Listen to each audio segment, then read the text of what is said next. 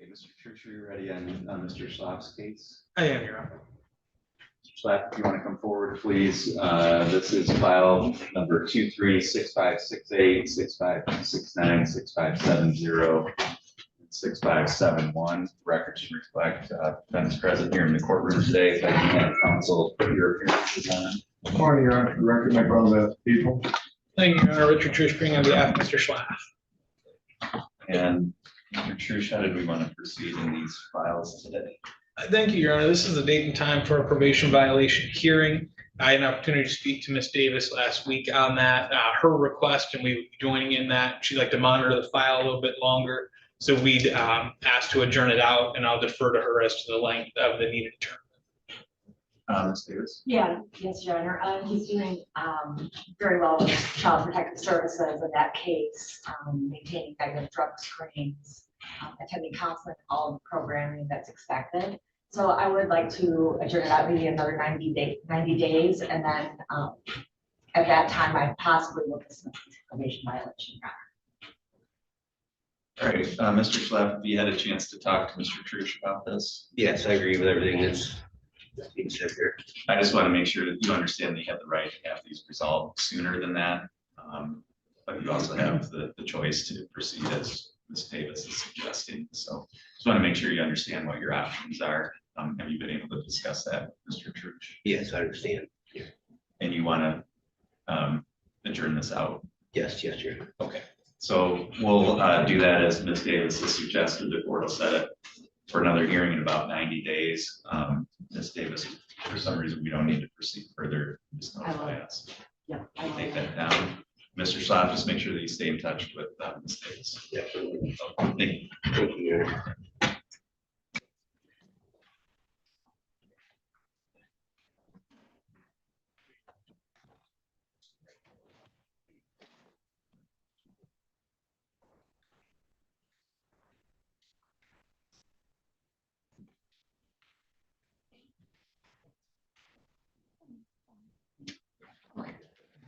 It's like, I did end up wanting to look at it. oh, no, that's okay. As long as you have them.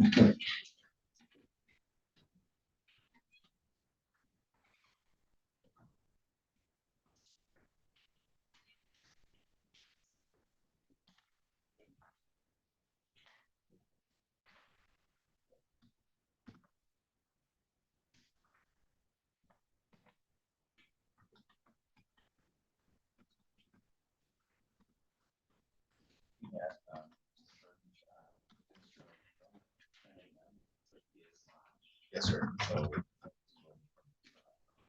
sentencing. Okay.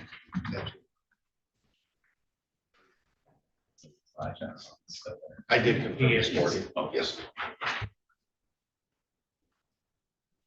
And just to remind the court, Mr. Busso, I think he's not.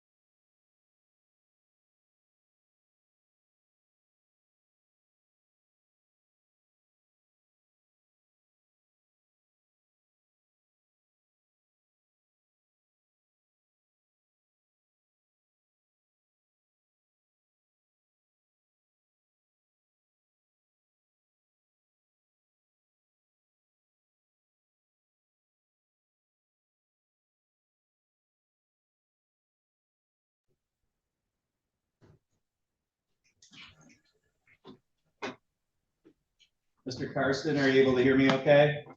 I'm sorry. Yes. Okay. 1 second.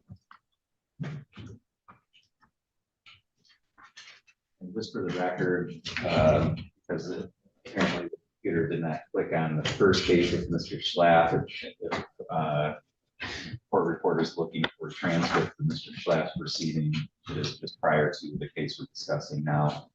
Now we're on the record in People versus Kyle Karsten, file number 246756. The record should reflect that Mr. Karsten is present by video from the Otsego County Jail. We have both counsel present here in the courtroom today. Got a number of matters up for hearing on Mr. Karsten's case. First of all is the final status conference. We do have trial set to begin on April 28th. This would be the plea cutoff date, so I just want to address that first. Mr. Trush, have you had a chance to go over any plea offers with Mr. Karsten? We discussed what would be an acceptable agreement to him. I've had discussions with the prosecutor about that. At least at this time, we're going to be proceeding forward to the trial. Okay, so Mr. Karsten, you understand that today is the final hearing before your trial date. So if you wanted to enter into a plea, this is the cutoff for that. So this would be the last opportunity to do that. Do you understand that? I understand that. And have you had an opportunity to go through any plea offers with Mr. Trush, your attorney? Yes, I have. And is it your wish to proceed to trial in this case? Yes, sir, it is. Okay, all right, very good. So the court will order that the trial proceed as scheduled to begin on April 28th. Then we have this set for a hearing on Mr. Rolla has filed a notice to introduce evidence of some prior bad acts, both under 404B and the domestic violence statute. Mr. Trush, you filed an objection to that. I did have an opportunity to review your objection as well as initial notice. So Mr. Trush, any oral argument that you wanted to present today? And very briefly. So I'm going to start with I'll start with the domestic violence, and then I'll talk about the forgery, because I think they are different while similar issues. So in regards to the domestic violence, I think there's a couple important things for the court to consider. The first of which is the court, I think, should consider and take note of what the disposition of the cases are. This is a situation where the domestic violence was charged. It was charged. Defense was ready to proceed and defend the case. Frankly, there at least appears to be a fairly viable self-defense claim there. Obviously, in this case, no trial ever happened. The prosecutor voluntarily dismissed the charges. I believe the Nali Prosequi indicated that it was at the request of the victim or after consultation with the victim. It was something in regards to that. I would indicate to the court, obviously, the court's well aware, and we go through this, it feels like ad nauseum, but the victim doesn't control what happens with charges in the state of Michigan. They're not empowered that way. The prosecutor is. But I think it's important for the court to consider the disposition of the case there. This is a case that Mr. Karsten wasn't given an opportunity to defend because the prosecutor voluntarily chose to dismiss it. And I think necessarily that creates an issue of confusion at a subsequent trial for a jury, because what winds up happening is we have a trial within a trial, because the prosecutor is going to raise this issue. We're going to have to meet that by essentially raising the same defense that we would raise in a trial. And now we get into this convoluted issue of a trial within a trial. So I think that there's an issue there. In addition to that, I would point the court to look at the case of People versus Heath. This is a 2002 Michigan Supreme Court case. Unfortunately, it does not have a site yet. It's just blank, 2002 case. But I think that is probably the most relevant thing to consider here. What that case stands for is the premise that other acts evidence isn't logically relevant to a case when the underlying act is undisputed. And what that means is to bring in other acts evidence to show this history of violence in a case where it is undisputed undisputed that my client shot Lee Karsten. To bring in other acts evidence isn't relevant. We know what happened here. We know. I mean, it's been stipulated to, Your Honor signed a stipulation to bring in all the lab evidence to support that. It's undisputed who shot who there. So under People versus Heath, I don't think that this evidence would pass the relevancy test in that circumstance. Moving on to the forgery claim, which again is similar but a little bit different. The forgery claim, again, I'm going to ask the court to really take into account and look at the disposition of that case. What we have here in the forgery claim is a case that went to preliminary exam approximately a month or so ago. At the preliminary exam, it was dismissed for lack of probable cause. Judge Hesseling found that there was not evidence presented by the prosecutor to support that my client was the person who committed the crime, who did the thing. Now, I understand the prosecutor intends to and may have already refiled under a different theory. I consulted with the jail over the weekend to confirm Mr. Karsten has not been arraigned on that. There's no date set on that. So as it stands right now, the disposition of that case is it was dismissed to the preliminary exam for lack of probable cause. I think it flies in the face of what we do to suggest that the prosecutor should be able to bring in other acts that are not found to be reliable, that lack probable cause to get past a preliminary exam and assert those to the jury as if they're true proven facts when they're not. It flies in the face of everything that we're doing. They're simply not reliable. That's in addition to the same arguments as far as just confusion to the jurors. Because again, we're going to have this situation where we're now talking about that trial within a trial. We're going to have to start bringing up questions about who signed checks, who authorized what, who cashed checks, which again detracts from the real issue here. It seems weird to say this in a case that's set for a 5-day murder trial, but frankly, the crux of this case is actually very simple. Kyle Karsten shot Lee Karsten. Was that shooting justified? I mean, that's it. That's the case. That's the question the jury is going to have to answer. Does this help the jury to find that at all? And I think the answer is no. Additionally, the same arguments under People versus Heath are going to apply here, which is to say, again, the prosecutor wants to bring this in to bolster or support the motive for the alleged crime. But how could motive evidence be relevant when, again, we know who the person who did the thing is? No question. No question there. Again, I know under the analysis here, the court can, have the defense sort of outline their theory of the case, so to speak. I don't think it's a mystery to the prosecutor. Our theory of the defense here is it's going to be self-defense, and we're going to argue about why this happened, not what happened. So again, I think it fails the relevancy test as well as not meeting the criteria under 404B. All right, thank you, Mr. Rolla. Your Honor, with all due respect to defense counsel, our legislature passed this domestic violence statute.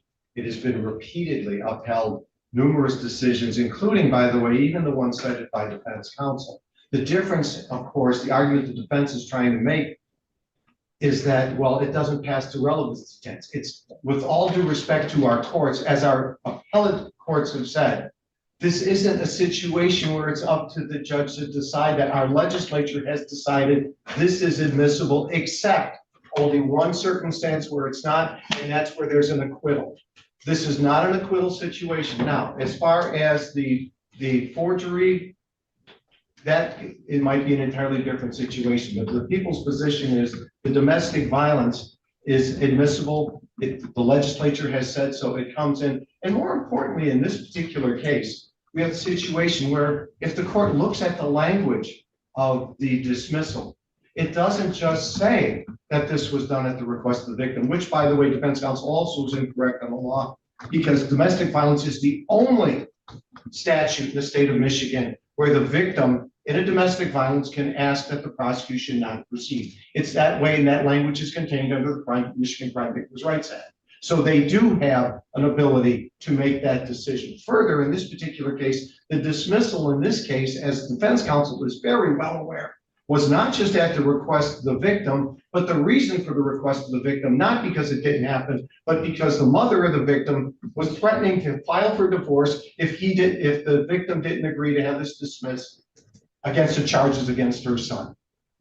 This goes directly to motive because, in fact, in the prior domestic violence case, the defendant made certain statements about actions he would take against the defendant. And also one thing to correct, as the people understand it, unless the defense is going to do something different now in trial, we've not received a notice of self-defense. What we've received is a notice of supposedly battered child syndrome, which is not a self-defense case, which is not a specific self-defense, for which there's a separate definition, for which there's a separate jury instruction, for which there's separate things that the jury has to be told.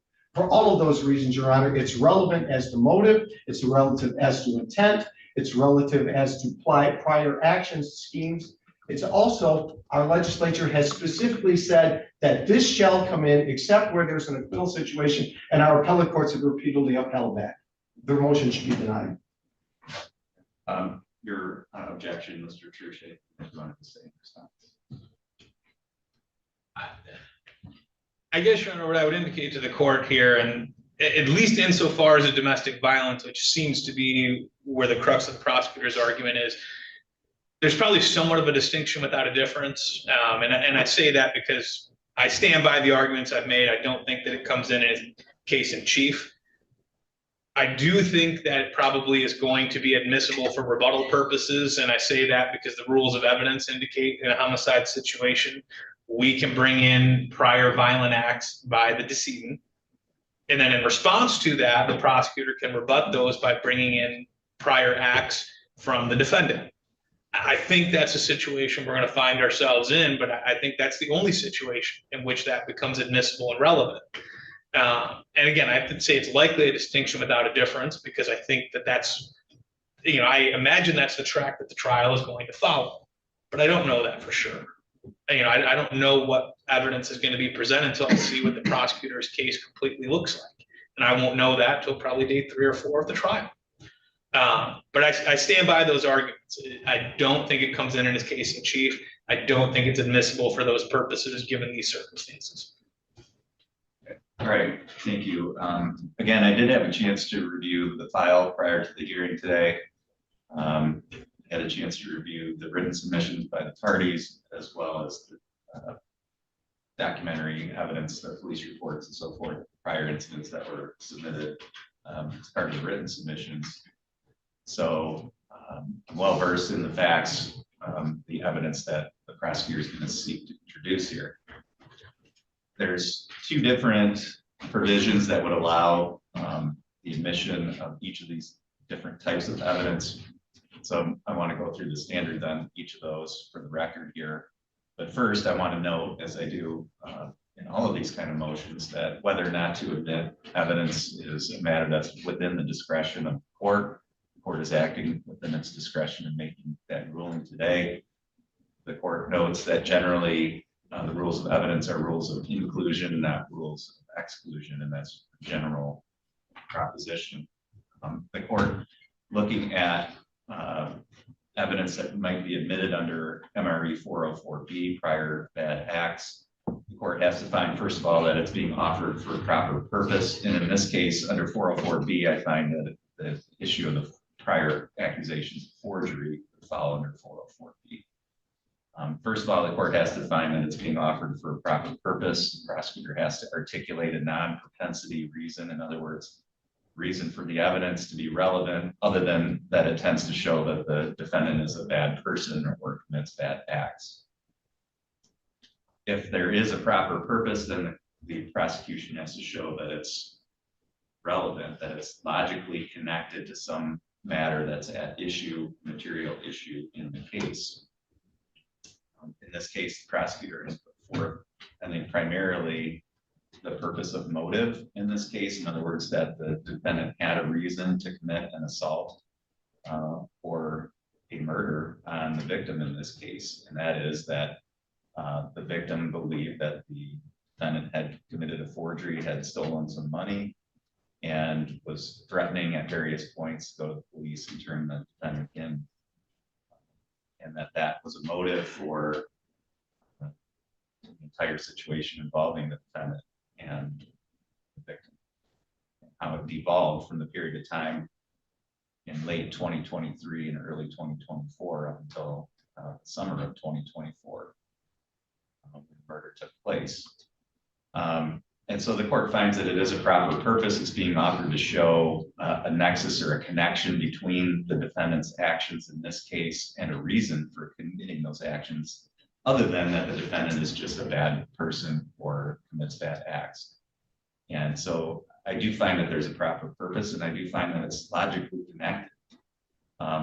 Outside of that, the court then has to determine whether or not, even if it is logically relevant to a proper purpose, whether it should be excluded under MRE 403 because it's unduly prejudicial, or that it would confuse the jury, or that it would result in something like a trial within a trial, as has been suggested by Mr. Trusch. In this case, I find that it would not require that, first of all, a trial within a trial. Second, I find that rather than confusing a jury, in my view, this is going to give a jury a much broader picture of the relations between the defendant and the victim in this case, and is likely going to allow the jury, in my view, to make a more reasoned decision if the jury understands the whole course of conduct that led up to the final incident. And I think this forgery incident is part and parcel of that, based on my understanding of the facts. So under a 403 analysis, the court finds that it's not unduly prejudicial and that it's not going to result in confusion of the issues. I also believe, though, that the defendant should be entitled to a limiting instruction, both at the time that the evidence is offered and in the final instructions, to instruct the jury that they're only allowed to consider that evidence for the reasons of either background information or as a motive or a reason that the defendant had to commit the crime in this case, and that they can't find the defendant guilty just because they believe he may have committed a prior bad act. So the court will allow the admission of the evidence with the limiting instruction as to the forgery issue. Regarding the domestic violence evidence that the prosecutor is seeking to admit under MCL 768.27B, that statute allows a more expansive admission of evidence. The court can admit it for reasons, as I've indicated, under MRE 404B, but the statute specifically allows the court to admit that evidence for any reason for which it could be relevant, including propensity. So the court can admit that evidence in circumstances where it wouldn't be appropriate under MRE 404B, and that's because the legislature has determined that incidents of domestic violence, like sexual assaults against minors, is a particular kind of crime that makes the defendant's propensity to commit that kind of crime more relevant than other types of bad acts. The court still has to conduct MRE 403 balancing tests if it does find that it's relevant and admissible under 768.27B. In this case, again, the court finds that this crime did not occur in a vacuum. I think particularly relevant, and I understand, Mr. Trusch, your position that this evidence may be admissible on rebuttal depending on the defense put forward. But as you indicated, parties have already agreed ahead of time. The court signed a stipulation that the forensic evidence is going to be admissible, and that the issue here really isn't going to be whether the defendant committed the shooting in this case. I think your argument that this would be admissible until rebuttal might be more convincing if the defense was going to be that the defendant didn't commit the shooting in this case, but it doesn't sound like that's what it's going to be. And so I don't find that to be a reason not to allow it in the case in chief. Also, again, as I indicated with the forgery evidence, this crime did not occur in a vacuum. It occurred as part of a course of conduct between the defendant and the victim.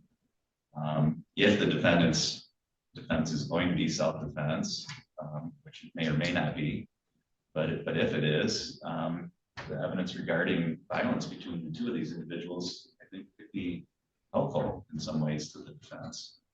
Certainly, it's relevant to the ultimate incident that ended in the victim's life being taken in this case, and whether or not there were prior instances of domestic violence between the two, and whether or not the defendant was the aggressor in those prior incidents, or whether the victim was, and whether the victim was the aggressor in the issue involving the crime in this case. I think those are all questions that the jury is going to have to determine. And I think that the prior incident is relevant to that. I think it's relevant for propensity purposes. If the jury determines that the defendant has a history of committing domestic violence against the victim, that's relevant to whether it occurred in this case that resulted in the victim's death. So I do think it's relevant. I think it's admissible under MCL 768.27b. I think, as with crimes involving sexual assaults on minors, I don't think there has to be prior charges regarding the prior incidents. There certainly doesn't have to be prior convictions for it to be admissible. There's ample case law which holds that those prior incidents are admissible if they're otherwise relevant, regardless of whether they've resulted in actual charges or convictions previously. So I don't find that to be a controlling factor here either. The 403 analysis, again, given my statements here, I believe the relevance of the prior incidents of domestic violence outweighs any prejudicial effect, given the course of conduct between the two parties. So the court finds that there isn't a 403 reason to exclude that evidence. However, again, as with the forgery evidence, I think it's important to instruct the jury on the uses of that evidence, and the court will provide a limiting instruction again at the time that it's introduced and during the final instructions. So that is the ruling of the court. Mr. Trush, or I'm sorry, Mr. Roloff, you can prepare an order that just reflects the reasons stated on the record. Will do, Your Honor. And I would indicate for the record the proposed instructions prepared by the people included limiting instructions as already addressed by the court on the record. Okay. Thank you. Mr. Trush, are there any other matters that we need to address prior to the trial? There are three things. One, I understand the court's ruling. I do want to make a brief record, Sure. if I may. I agree with the court's analysis insofar as the statutes don't require that charges be brought or that there's a conviction. I do think this is a distinctly different scenario in that in both of these situation charges were brought and ultimately dismissed. Again, I just want to make that distinction for the record. Secondly, does the court want me to prepare limiting instructions for both the domestic violence and the forgery issue? I think since the prosecutor did, I'd be more than willing to see your draft of those, and then the court will have to make a ruling prior to giving those instructions. And then in the same vein, did the court want to address issues with the jury instructions today as opposed to using time during the trial? Do we have any issues with either the initial instructions or the preliminary instructions? If we just have issues with final instructions, I think I have to wait until after the proofs are in before I can make any rulings on those. So that would include chapter 1 and chapter 2. Right. There are a handful that I identified. Okay. Not prepared to address those today, but can you tell me which ones are the issue, and then are there any with chapter 1 instructions? I would just indicate, I noted in chapter 1.1, I think the prosecutor included Judge Hunter. If we're just talking about like typos, and I will certainly clear those up. Are there any substantive issues with the chapter 1? Correct, yeah, and I apologize, I've got the list of things that I was gonna go through. 1.8 and 2.4 have an issue. We submitted it as essentially an open murder instruction. The prosecutor submitted it as murder 1 and murder 2 in the alternative. I don't know how the court wants to rule. I mean, obviously, I prefer mine. I drafted it. I don't know if there's really a right or wrong answer to it. On that note, Your Honor, there is specific standard criminal jury instructions for this exact situation, which is the ones that people use. Because again, it is to be charged in the alternative. In fact, this case law, I'll be happy to provide the court with it in that regard, should it become necessary. But then not only in the instructions, but also in the verdict form, there was a specific instruction that the triers of fact can only come to one decision or the other. They can't find Mr. Carson guilty of both murder in the first degree as well as murder in the second degree. And that is under the open murder instruction as provided for and utilized by the people in their proposed jury instructions. Okay, so 1.8, it's my practice and my view of the instructions that the court simply reads the information as it's been filed. So as to 1.8, I'm just going to read the information jury as written. The other instruction requires the court to give, the basic elements. And so as to that one, Mr. Trush, what is your suggestion? Since I don't have it in front of me. So the way that I proposed, and I don't think there's a disagreement as to what the elements are. I propose it as the instruction to the jury would be murder in the first degree, murder in the second degree, and I also included voluntary manslaughter would be included as lesser included offenses. I think that gives the jury the opportunity to consider all of those, and that's how I would propose reading it. Judge, I don't believe voluntary manslaughter can be included, so I don't think it's a lesser included instruction of murder in the first degree or second. Well, okay. Either way, I don't think it's appropriate as part of the chapter 2 instructions. I certainly would consider that as part of the final instructions. So I will read the elements to count 1 and 2 as part of the chapter 2 instructions. Understood.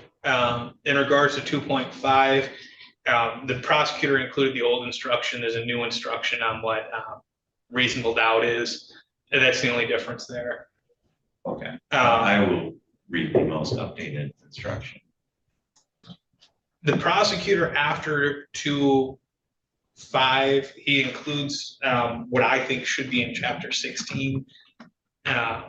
So he includes in there, I think that some of the specific instructions for murder 1. So I think he included maybe 16.1, 16. Like some of the definitions. Yes. I think those are more proper at the end. Except, Your Honor, our Court of Appeals has ruled unless they're included, as Judge Hunter has repeatedly reminded me when I've forgotten to do it twice, unless they're included, in fact, at the time the original instructions are given, as well as the explanation to the jury after the information is given, that can in fact create an appellate issue because it is not advising the jury of all of the elements and definitions under the section by which the elements are otherwise defined. Which is why I included them where I did.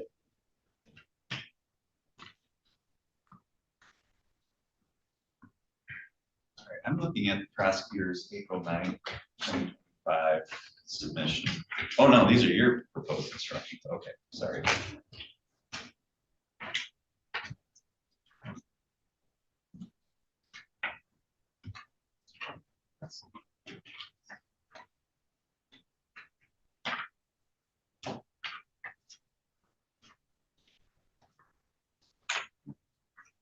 The prosecution's proposed jury instructions that we filed 4/16. Is that right? April 16th. Yeah.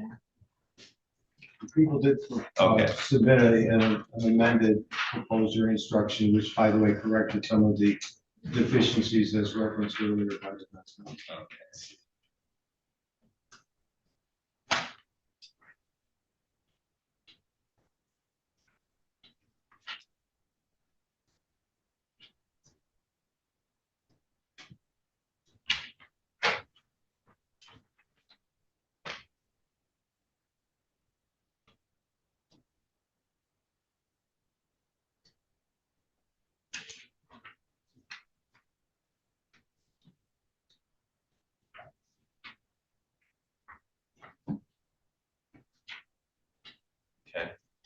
I'm gonna take some time to review these further. I have your objection noted, Mr. Trush, and I will make a determination on that. I think some of them may be appropriate, because the standard instructions do provide that the court should give, definitions of terms where appropriate. So some of these may be appropriate, but some of them in terms of, like the instruction on inferring the state of mind, I'm not sure that that's really a definition of a term that would help the jury understand the elements. So that may be more appropriate as a final instruction as opposed to that's instruction at the time of 2.5. So I'll go through those and I will rule on those prior to reading them to the jury. And then just one last one in the initial ones. Okay. Prosecutor included 2.17 publicity. I did not include that, but I would indicate in the time period between when I filed them and today's date, I did have local media reach out to me for statement. I obviously declined, but it would seem to me the publicity instructions probably relevant. Okay. And as our office has also been contacted on several occasions, that's why I included instruction. Okay.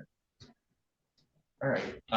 Anything else that we need, Mr. Trush, from your side prior to trial then? I don't believe so. The prosecutor and I have been in good communication in terms of working through, I think, most of the issues. Okay.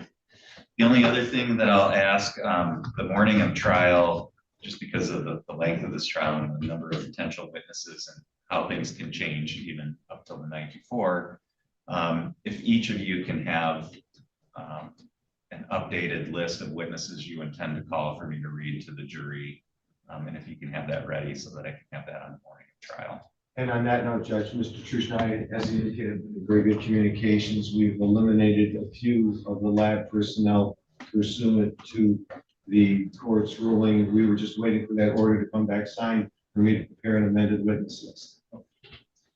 Okay. Mr. Roll, anything else we need to address for your side? Not from the people in this case. Thank you, Judge. And Mr. Trush, have you made arrangements for Mr. Karsten to have appropriate clothing and so forth for his appearance in court? We have. I don't know that they're at the jail yet, but we've taken measurements and we've made arrangements to get clothing procured. Okay. And I will communicate with our corrections staff. As usual, we'll have the defendant, properly dressed. We'll have a way for him to be escorted so he comes in through the normal courtroom entrance so that he's not brought in any differently than anyone else for the jury. And any other procedures you'd like to request, just let me know in the morning of trial, Mr. Trush. Understood. Thank you. All right, thank you. That's all for today. Mr. Carson, we're going to go ahead and disconnect at this time.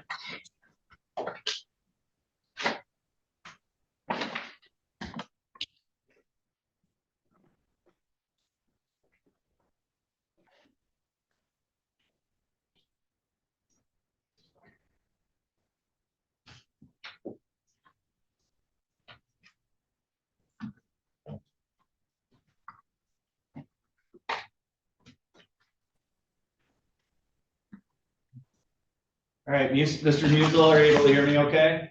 Yes, I am, Your Honor. All right, we'll go on the record in People versus Dustin Musel, case number 256829. The record should reflect Mr. Musel is present today by video, by prior approval of the court. Like my counsel, put your opinions on that. Record, Judge, I'm going to people. Thank you, Your Honor. Richard Trush, on behalf of Mr. Musel. This is the date and time set for a jury status conference. I think our first one here on the circuit court. We're still engaged in negotiations with the prosecutor on this. I had sent a proposal out to Ms. Brooker, I think last week. I haven't got a response back from it yet. I would suggest to the court probably another 30 or so days would be appropriate. Again, I think we're closer than we are further away from an agreement here. And Judge, in light of the notes I'm looking at our file and by Ms. Brooker entered on the 19th of March, I would have a tendency to agree with what Mr. Trush just indicated. Okay, so Mr. Trush, again for the record, when are you asking the court to set this for the next hearing? I would just suggest about 30 days, or I mean, if that day is already full, I wouldn't begrudge more time. All right. One thing I did want to address, because Judge Hunter was originally assigned this case, he disqualified himself based on the defendant's relation to an employee here at Otsego County. I want to make a record of, I'm aware of that employee. I don't have any direct dealings with him. And I don't know him or the defendant personally. I've never really had any experience with the defendant at all. So I didn't find that there was a reason for me to disqualify from the case, but I want to make sure that Mr. Trush, first of all, you and your client are aware of that, correct? I was aware that Judge Hunter had disqualified the reasoning behind it wasn't provided to me, but I was aware he had disqualified. I don't have any objection to Your Honor being in the case. Okay, and I guess I didn't phrase my question well. You're aware of the relationship between the defendant, the employee, and the fact that the court deals with that employee? Oh, absolutely. Okay. All right. Mr. Rolla, people would likewise have an opportunity to ask for disqualification. We're aware of the reasons that Judge Hunter recused himself. We see no reason for this court to have to do so. We have no objection to Your Honor being presiding judge over this matter. Okay. All right. So I do find that there's a valid reason for adjourning the hearing out today. So we'll set this first hearing in about 30 days. Go forward at that time. Mr. Rolla, anything further that we need to address today? Not in this case. Thank you, Judge. Mr. Trush. Your Honor, I do see Ms. Jans is logged in via Zoom. I know she had reached out to my office probably a little more than a week or so ago, had asked about addressing the no contact provision. I explained to her that Your Honor controls that. I don't have any ability to remove, modify, anything like that. But that if she wanted to address you, this was the appropriate venue to do it. I'm going to leave that up to the prosecutor. If there's a motion to amend a bond condition by the prosecutor based on the wishes of Ms. Jan, she's the alleged victim in this case, or one of them, is that correct? Correct, she's the alleged victim. So Ms. Jans, to the extent that you want to have anything modified with regard to the bond in this case, I would encourage you to talk to the prosecutor's office, because a motion would need to be filed and the court would have to consider that, okay? All right, thank you. Mr. Musel, do you have any questions about how we're going to proceed with your case? No, I do not, Your Honor. Okay. All right, thank you. That's all on this file today. All parties on this case are free to disconnect at this time. Have a good day.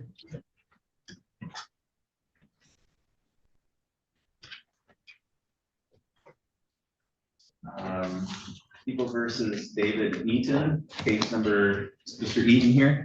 Yeah, Mr. Eaton, if you want to come up to the podium, please.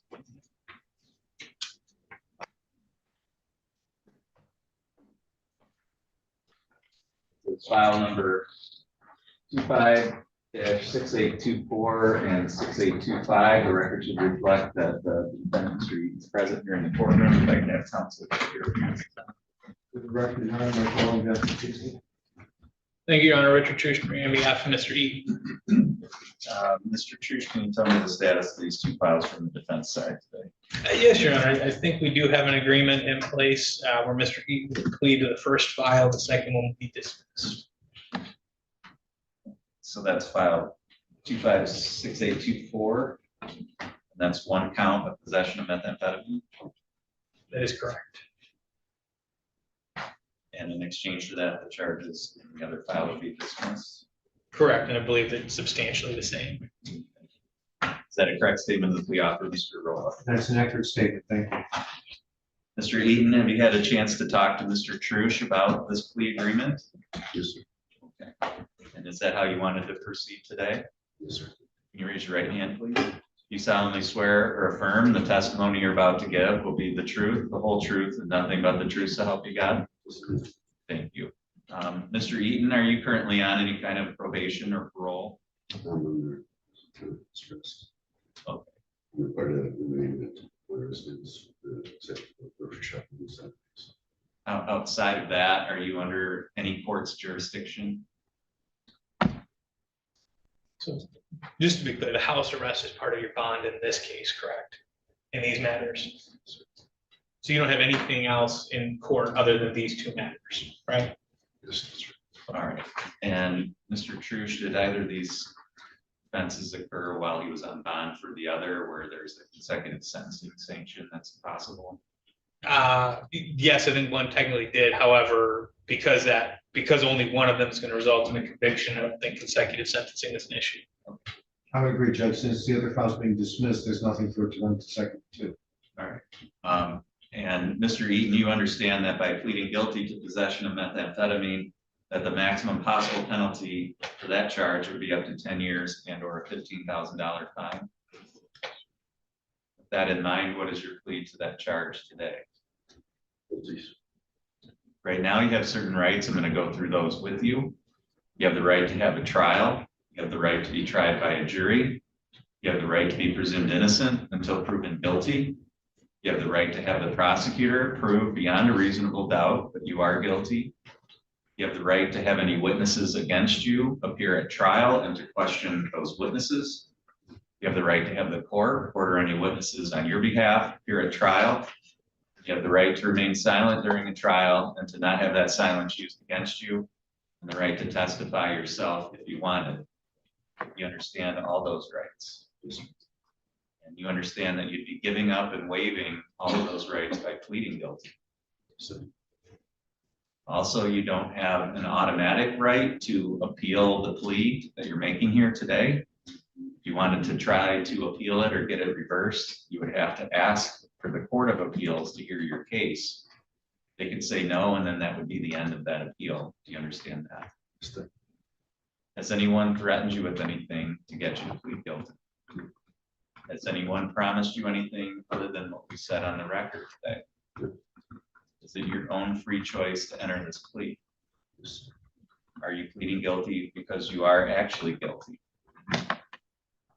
Information I have indicates that this happened back on December 18th of 2024. Is that the correct date? On that date, were you present here in Otsego County? While you were here in Otsego County on that date, did you have possession of some methamphetamine? Did you know that that's what that substance was? I was pretty sure. Did you believe that that's what that was? Did you have any legal right to have any amount of it at that time? Mr. Rolla, are the people satisfied with the factual basis? Yes, thank you. Mr. Church? And defense is satisfied. Mr. Rolla, are the people aware of any threats, promises, or inducements other than what's been placed on the record? Good enough, thank you. Mr. Church? Aware of none, Your Honor.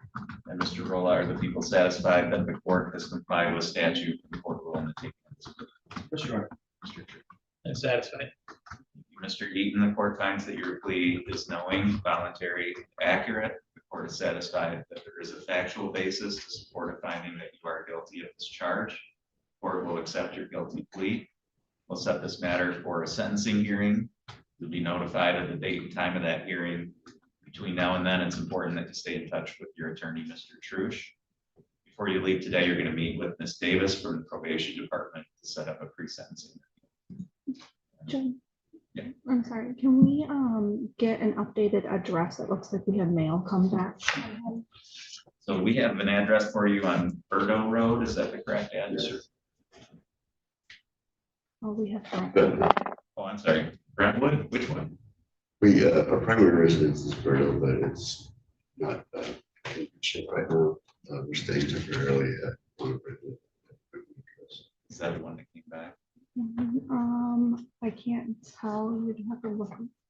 That What was the last notice. That's where it was mailed. was Brentwood? Yeah. Yes, and that's where it came back from, because that's what I have in the computer as well. So we tried to send mail to the Brentwood address and it got returned. So where should we send it? The Burnham address is better. Okay. I don't, you see it in the file though? Yeah. Okay, I'll find it and get it put in.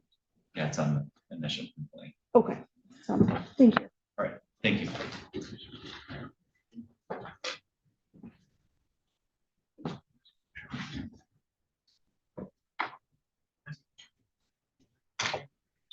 All right, let's take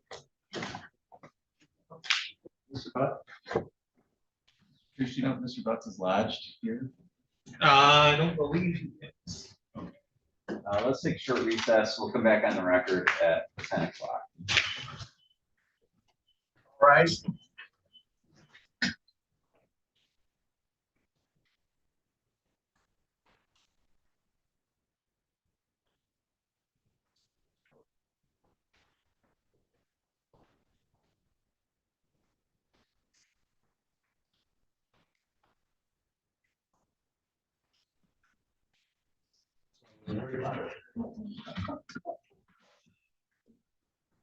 Thank you, sir. Mr. O'Neill, or did you brought up? Okay. Thank you. Sweet, thanks.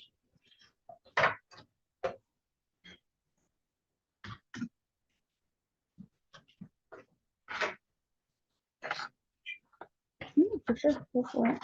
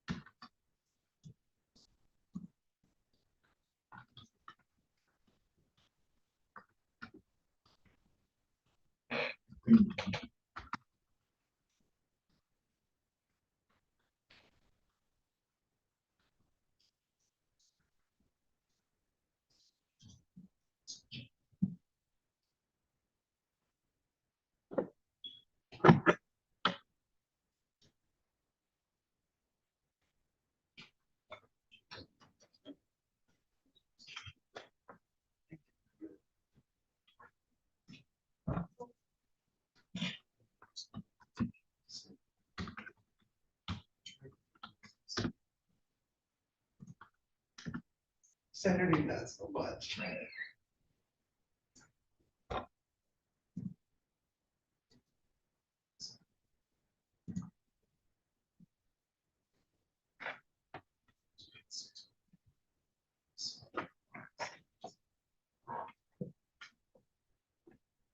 No, wait.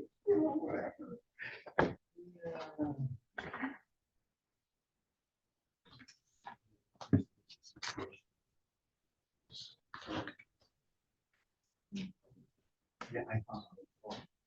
I got it. Last Tuesday.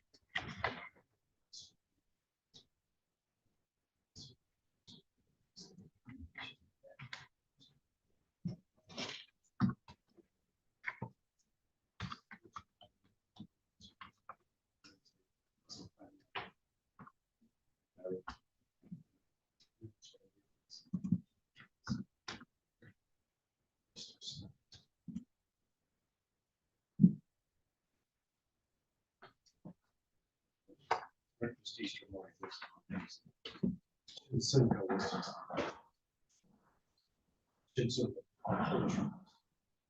They call it- For Catholics, you can't eat meat on Fridays, especially during Good Friday, that would be seriously. Anyway, so I made a ham with a orange, I'm sorry, that's pineapple, tangerine, brown sugar glaze, with of course the fresh pineapples and cherry stuff. And cloves.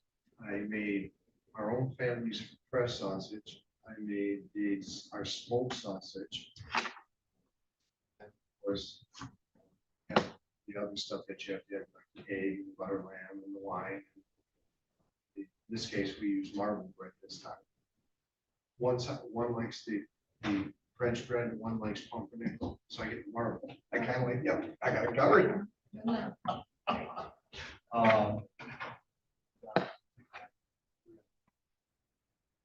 So I'll probably make a bunch of rounds then too. So I got a bunch of sauerkraut that I made. So the extra. All sorts of different things. Melted cheese, Swiss cheese. Fried mustard maybe. Or stone bun mustard. Fried mustard actually got fresh and smoked. So that'll add to the steak. And we can mass for 8 o'clock, mass, and then go back. Brunch started at 9 and finished at 3.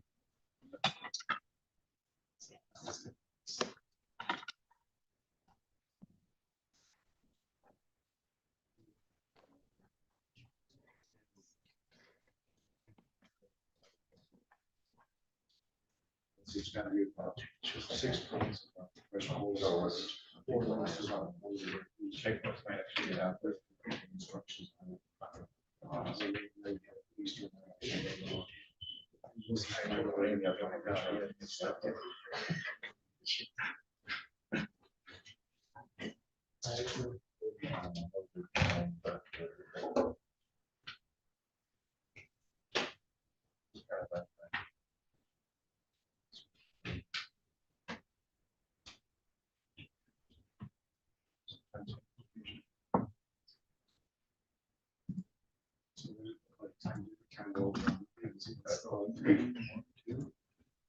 So just snack a little bit on this stuff. Kind of some extra sharp cheese. Nibble.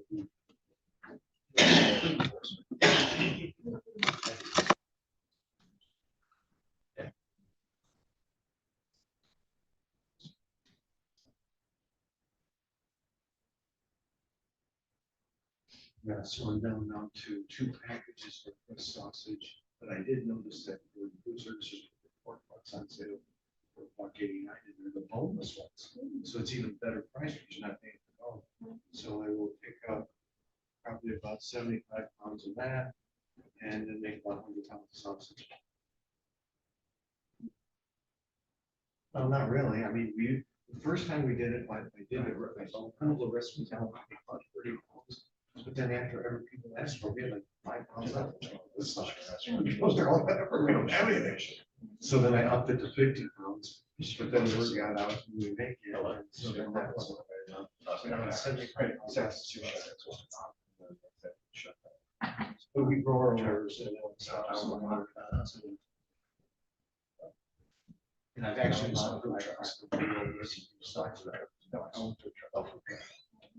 Well, it's the same recipe. I just use 2 different variations of one from each other. I use golden leaf as well as sweet chocolate instead of just sweet. It balances better with the other stuff. Cooking up something. It's not chemistry. That's really all it is. I mean, no. Yeah, my dad. Yeah, Mike. He was like, "What did you do different? You can taste this more." I'm going, "Yeah. This is the girl over there. Oh, it must be the pressure. This is all that's one stuff." I'll tell you the other part, but I have to kill you. No, I shared it with him. And he was glad. And the tradition of making that passed on me. Passed on your daughter. We're the only ones in the family. So they have no objection to picking up. Take the stuff over.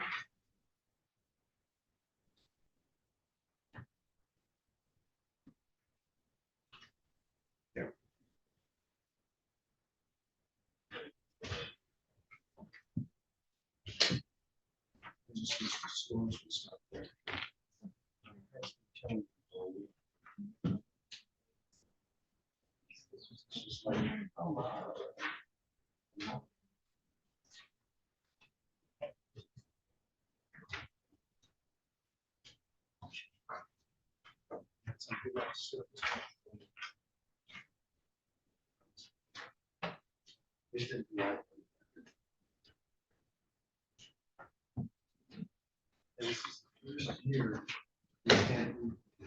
in now it will be 30 years this year. First year we haven't done Easter baskets. They're not too old. That's what they said. That's what they said. Well, that's what we've done for the last, yeah, that's what we've done for the last 5 years. Instead of canning, they get trail mix and other different things that they have. They went, nah, it's okay. Plus one couldn't make it. She's in Binghamton, yeah, Binghamton, well, Pennsylvania, New York, take your pick. The campus goes over both states. Yeah, I guess they actually technically live in Binghamton, New York. But, All rise. Thank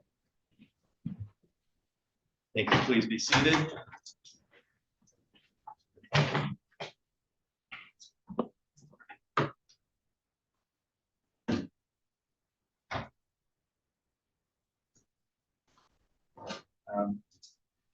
Is Mr. Renelette here? All right, the court calls People versus Daniel Renelette, case number 236505. Mr. Truitt, have you been assigned to that case? I know this is for an arraignment today. Probably not. No, I don't believe so, although he was a former client. I mean, I was attorney of record on his file. All right, so for the record, this case was set for 9:15 for an arraignment on an alleged non-technical probation violation. Ms. Davis, you had indicated earlier that you may have had some contact with him. Just state for the record what your information is.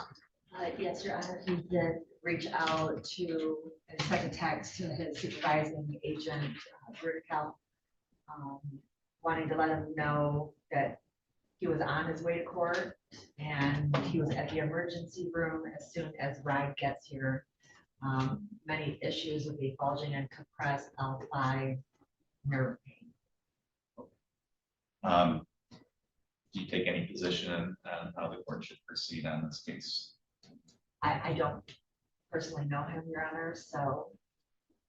Oh, it's Agent Brunical. It is Agent Okay. Brunical's. He did indicate though, that he is upset that he's still on probation because he was extended due to failure of paying fines and costs. Okay. If you could just notify Agent Brunical, I'm going to give Mr. Renelette the day here, as the court's required to do, to appear or otherwise notify the court. We don't have any further contact from Mr. Renelette. Mr. Brunical doesn't by the end of the day today. If you can have him prepare a bench warrant for a violation for failure to appear. Your Honor, just for record purposes, what's the case number for that? I'm sorry, what's that? Just for record keeping purposes, what's the case number? 236505.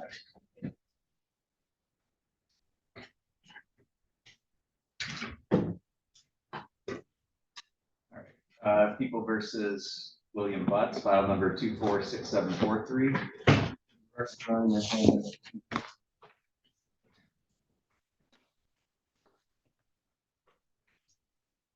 Record should reflect that Mr. Butts is present here in the court today. Date time set for sentencing in this matter. This is a sentencing on a misdemeanor assault and battery. Mr. Truth, did you have a chance to go through the pre-sentence report with Mr. Butts? We did have an opportunity to discuss it. Yes. And Mr. Butts, did you have an adequate opportunity to go through that with Mr. Truth? Yes, sir. Truth, are there any corrections that need to be made to that report? No, Your Honor. Mr. Rolla, do the people have any corrections? No, Your Honor, thank you. Do you have any victims that wish to address the court today? We do not, thank you. Anything on behalf of the people for allocution? No, Your Honor. Your Honor, first, I would indicate Mr. Butts had some car trouble. That's why he was late getting here today. All things considered, I think the recommendation here is appropriate and reasonable. I say that knowing full well we have a sentencing later this afternoon in Crawford County, which frankly is likely to assume this. So I would suggest to the court the recommendation here is appropriate. Mr. Butts, anything that you would like to say on this case? This is gonna sound really silly. My kid's mother has car problems, my girlfriend, whatever. Is there any way of maybe prolonging until the grading sentence day to try and fix the car? Yeah, I mean, I'm not gonna run, I take full responsibility for my actions. I called 17 times. The ladies up front was trying to get me to, I just wanna make sure she and the kids are set. I know I'm going to jail, sir. I mean, I just want to make sure they are. yeah, I mean, it was my intention. I'm obviously aware that we have that hearing this afternoon. This case is going to run concurrent to that one. So I was going to impose the sentence here and have you report to the court this afternoon. Thank you so much. Aside from that, is there anything that you want to say? I don't know if work camp's available. I do have a steady job. I've had it for the last 8 months. I have no problem paying whatever the things are that that's available too. However, I don't know. I'm here to accept what I have to move forward to really go about what I was doing. First of all, I did read through the report. You've been in court with me a number of times on a lot of different matters, so family court matters and criminal matters, so I'm fully aware of your background and your circumstances, as well as information about this incident here in this report. We're going to be talking later today. This incident seems like something that's completely unnecessary, probably something that you wouldn't have done had you not been under the influence.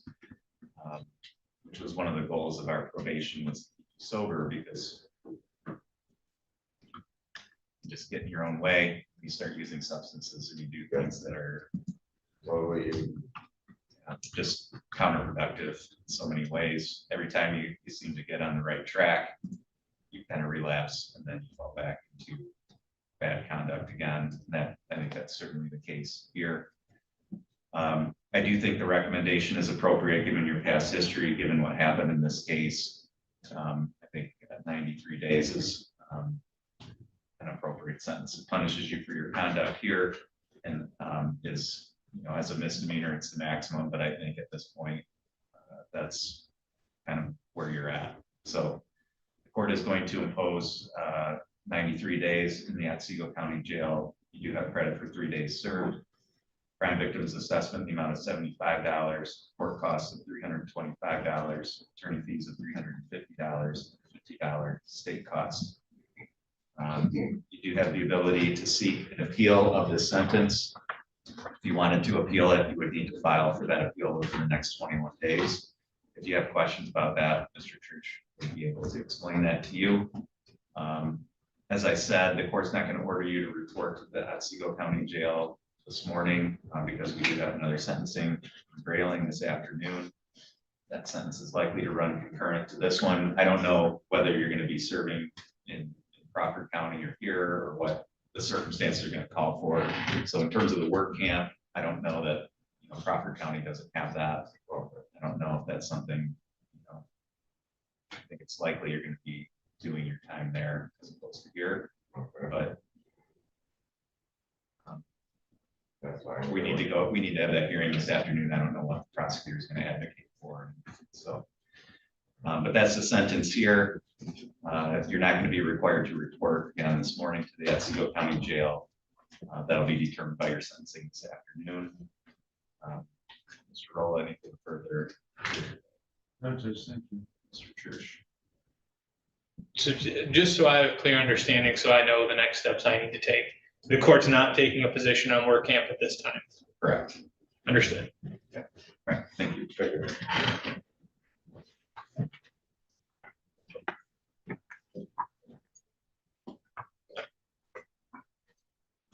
People versus O'Neill, case number 246759. Thank you, Your Honor. Richard Trish on behalf of Mr. O'Neill. Record should reflect Mr. O'Neill's present here in the court today. I did have an opportunity to review the pre-sentence report prior to the hearing. I did also receive a number of letters on behalf of Mr. O'Neill. Chance to review all of those letters prior to the hearing date today. Although I didn't get the PSI till this morning, I did get those letters prior to the weekend, so I had a chance to review all of those. Mr. O'Neill, did you have a chance to go through the pre-sentence report and talk to Mr. Trush about that? I did. Okay. Mr. Trush, are there any additions, deletions, or corrections that need to be made today? Your Honor, I would indicate, I think.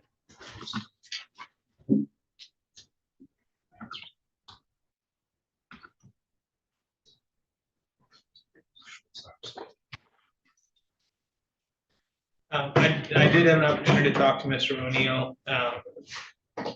He indicates to me, and I'm going to directly point the court to description of offense narrative.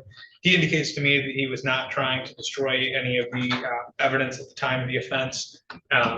Again, given the narrative situation and that he has his opportunity to tell his version of the narrative as well, I don't know it rises to the level of a correction, but I did want to identify that for the court. And yeah, Mr. O'Neill, you can tell me more about that if you want in a moment. Any other additions, deletions, or corrections, Mr. Church? No, Your Honor. Any challenges to the scoring of the guidelines? No, Your Honor. Mr. Rowland, do people have any additions, deletions, or corrections? Any challenges to the scoring? No, Judge. Anything on behalf of the people for allegation today?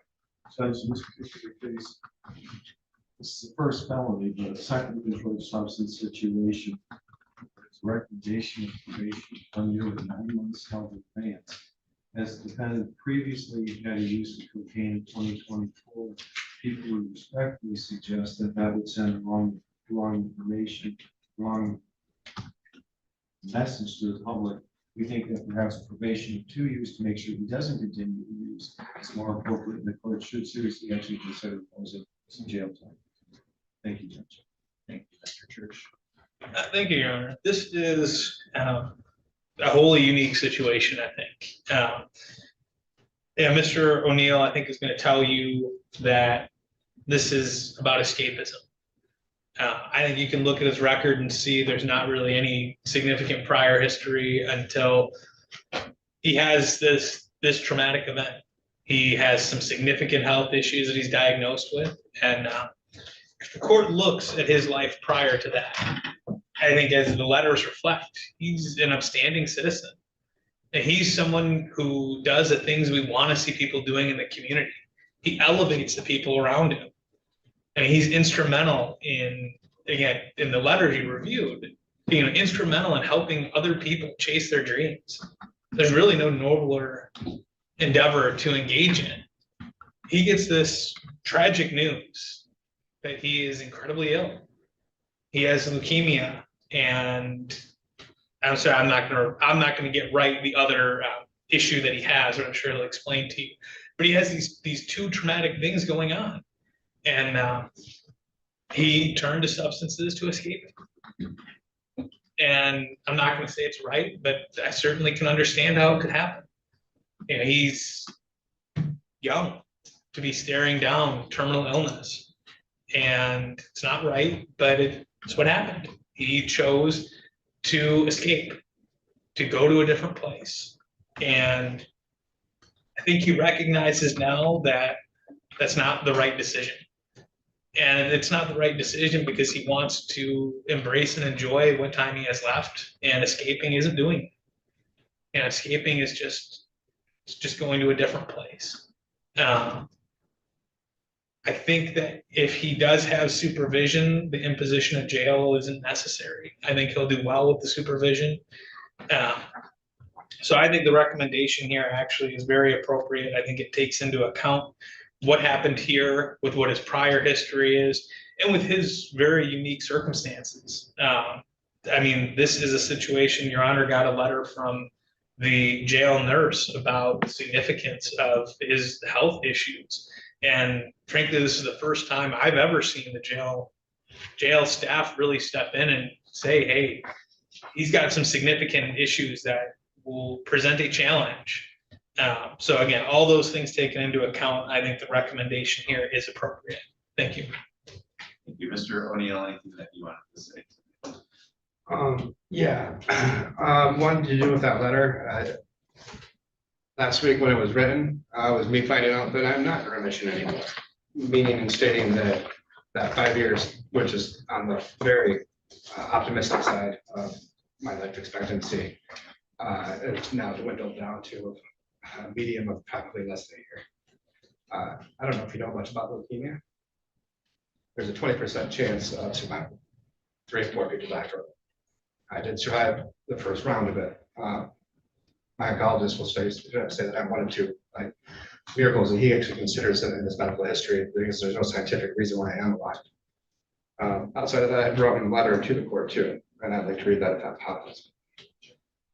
To make certain not to convey does not excuse privilege, justify nor overshadow my actions. This year has been personally one of grand dismay and unequivocal loss. Loss that I find myself accountable, squandering my finite time left trying to find that lift my head from the shame and actions that I placed upon my own shoulders, weighing myself down. I realize that just because I can does not grant me the right to, or that I should. And remorse for the edifice of life's rapture is bestowed upon myself, and I find myself seeking escape from the traumas of life that I have endured, things that are beyond reasonable realm of man. I stand here for the better fortitude of my own monosyllable actions, no longer negating school time frames and aware of the gravity of my own undoing, and very well I damn myself to spending my fleeting timeline in purgatory in my own personal life sentence, trading my monetary distractions from the weight I personally bear, dealing with loved ones' mental illnesses on several attempts to execute their own life, and battling their own mental illness, and sadly being witness to the regards of having to resurrect them, I said loved ones and myself on various occasions, while still being haunted by the images of that in my mind, and still antagonized by the gloomy aspects of my own mortality as well. The harsh, relentless, ongoing battle facing the acute plastic leukemia for the last few years, recently finding out that I'm no longer in remission. I'm burdened by the realization, grasping the reality of my terminal prognosis, not only from that, but also from my Mycobacterium avium complex, which is a fungal infection slowly spreading across my lungs and growing like a microcelium. After 2 years of unsuccessful intravenous treatment, now leaving me counting my days, my weeks, and hopefully months. Weighing my many moments. How many moments? What wisdom or legacy I have left to share, and how long do I have before my body can no longer withstand that life that I wish to live? Those moments now with the opportunity to give meaning to.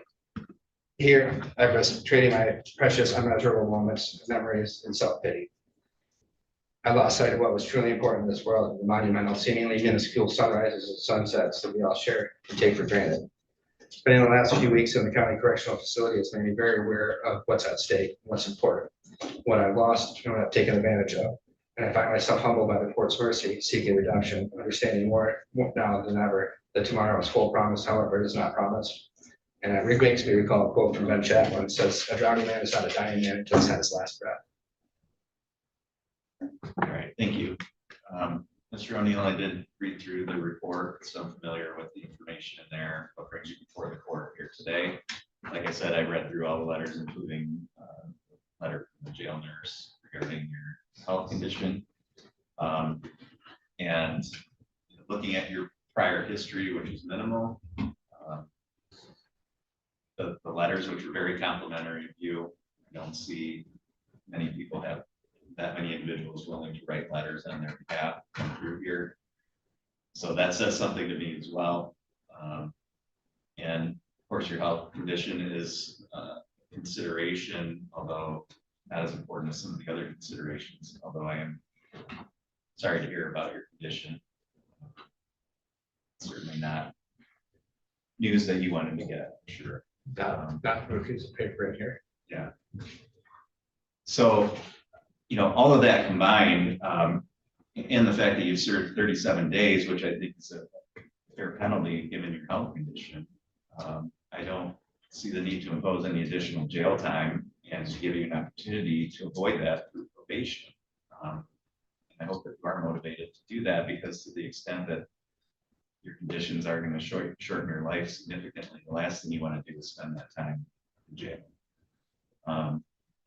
So I am going to adopt the recommendation to the extent that it does not impose any additional jail time. The court's going to hold that time in abeyance, so that if you do comply with your probation, you won't ever have to serve that time. If you, reoffend or have issues on probation, the message that that's going to send is that,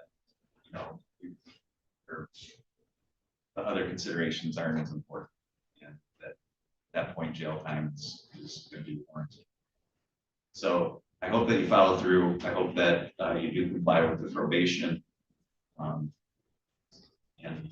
I hope that your health condition improves. So the court is going to adopt the recommendation. The court is going to send you to probation for a period of 1 year. The court's going to adopt as the conditions of that probation all the terms and conditions listed in the report. The court's going to impose the 9 months of jail, but I'm going to hold that time in advance again, as I indicated. You have credit for 37 days served. The court is going to order that you pay court costs of $325, attorney fees of $350, $60 DNA testing fee, and a $68 state cost. Also, while you're on probation, supervision fee of $30 per month. You do have the ability to seek an appeal of the sentence, and Mr. Church, have Mr. O'Neill acknowledge receipt of the federal credits. I will, Your Honor. I would suggest to the court, this may be a case where waiving the court-appointed attorney fee is appropriate. People would have no objection to that, Judge. Okay, then I will waive those. Judge, did you want to order the crime victims of 130? Yes, I must have missed it. $130. Okay. Thank you.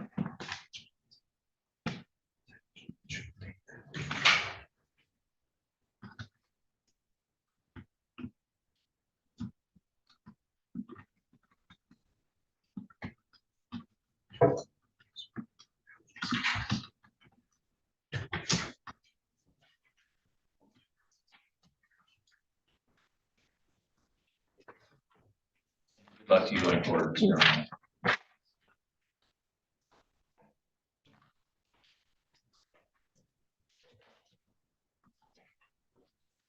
People versus Damian George, case number 256789.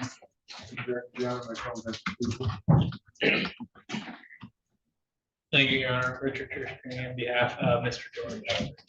We have Mr. George present here in the courtroom today. This is the date and time set for sentencing. Mr. George, did you have a chance to review the pre-sentence report and go through that with your attorney? Yes, Your Honor. Do we have any additions, deletions, or corrections? No, Your Honor. Challenges to the scoring? No, Your Honor. Any additions, deletions, or corrections? Your Honor. Any challenges to the scoring? No. Anything on behalf of the people for allocation?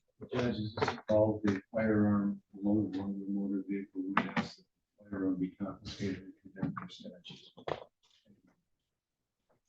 Church. Thank you, Your Honor. Frankly, I suspect the firearm's already under a confiscation order. This is a situation, well, Mr. George presents to the court here with fairly minimal prior history, a handful of misdemeanors. This is, his first foray into the circuit court, so to speak. This is a situation where in some ways, I think, unfortunately, Mr. George is somewhat of a victim here himself. He had a person who he thought was a friend of his, who is not a friend of his. That person wanted to borrow his firearm. That person was not entitled to have a firearm. Mr. George knew that person had some felony history. Mr. George chose to let that person borrow that firearm. It's not a good idea. And that person chose to use that firearm in a significant crime. This is a circumstance that I think is eye-opening to Mr. George. He recognizes, I think, that the people he surrounds himself with can get him in trouble. I think he recognizes that the person who he loaned that gun to is not his friend, right? And at the end of the day, the things that he did, that other person did, result in him getting in trouble. And that's not what friends do to you. I don't think that jail is required here for him to get that message. I think that this is really more a crime of not thinking things through very well than a crime of malice. There's nothing to suggest that Mr. George had any idea what the other person was going to do, or that he wanted that person to commit those crimes. I think this is really just an extreme case of poor judgment, really all around by Mr. George. I do think the recommendation here is appropriate. I think that a lengthier probation term is a good idea to help him to make better choices. I think that imposing jail up front is not necessary here. I think holding it in abeyance is a better response, not only because this is a first felony situation, but just the circumstances here, I think, can only lead to a conclusion that Mr. George is far less culpable than the other party here. While not completely absolved of wrongdoing, again, I think obviously the less culpable person. So I would suggest that the recommendation here is appropriate. All right, thank you. Mr. George, anything you wanted to say today? I just wanted to say that, like Mr. True said, it did open my eyes. Basically, it was bad judgment on my end, and sitting here in front of y'all today, it definitely don't plan on having it happen again. Pretty sure I probably won't get my gun rights back, but even if I do in the future, that's something that if it's licensed to me, it's staying in my property. I'm not taking the risk. I learned my lesson. So I just want to say that, I do accept that I was in the wrong and it was a lesson learned. I did read through the report. I'm familiar with your circumstances. I'm familiar with what happened in this case. And, I agree with counsel. There's nothing in this report that indicates to me that you're a violent person, that you're a danger to the community in some way. I think what this is a failure to appreciate the responsibility that gun ownership brings. And there's a reason why there's a law against people with felonies possessing firearms. It's because people who have shown that they're willing to commit felonies are usually willing to do dangerous things with firearms.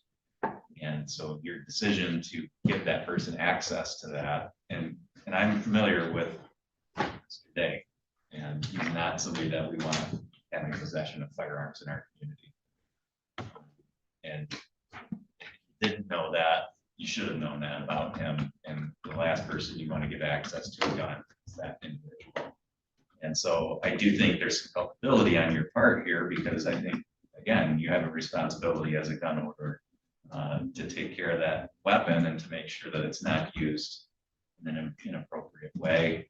And you put the wheels in motion for that to happen, even though things didn't in this case. So I think, probation is the correct way to deal with this.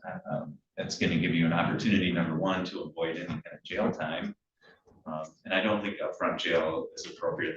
There aren't any factors here that convince me that that's necessary at this time. I think holding it in abeyance is important because it's going to provide hopefully some motivation for you to comply with your probation. And it's going to provide a penalty if you don't. And one that the court can impose immediately. So the court is going to put you on probation for a period of 2 years. You're going to adopt as the conditions of that probation, all the terms and conditions listed in this report. And the court is going to impose 90 days in jail. I'm going to hold that in abeyance. So if you comply with your probation, you won't have to serve that time. If you have problems on probation, then I can impose any or all of that immediately. You do have credit for 2 days served. Court will impose $130 crime victims assessment, court costs of $325, attorney fees of $350, a DNA testing fee of $60, and a $68 state cost, along with $30 per month fee for supervision while you're on probation. The court will also order forfeiture of the weapon involved. You do have the ability to seek an appeal of the sentence, and Mr. Trush and Mr. Jordan now receive this appellate rates.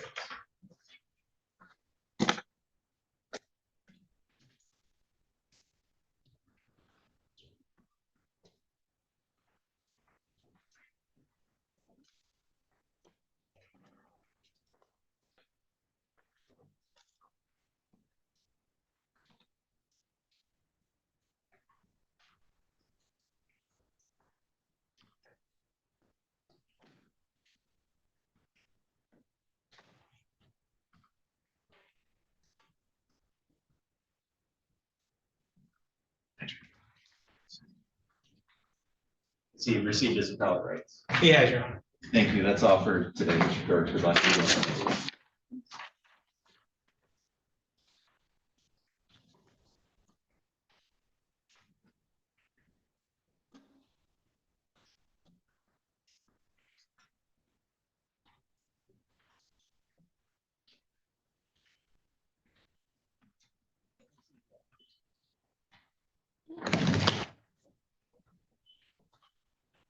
We're Mr. Evans' motion set for 10:30. I don't see anybody signing in for. I haven't had communications from defense counsel since that was filed on our office last week.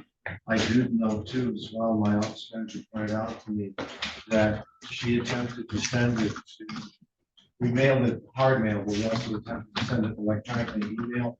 The email address in the bar journal as set forth through state appellate defender's office, Mr. Abrett, and it came back with an inaccurate address, which I don't understand. That was pointed out to me this morning.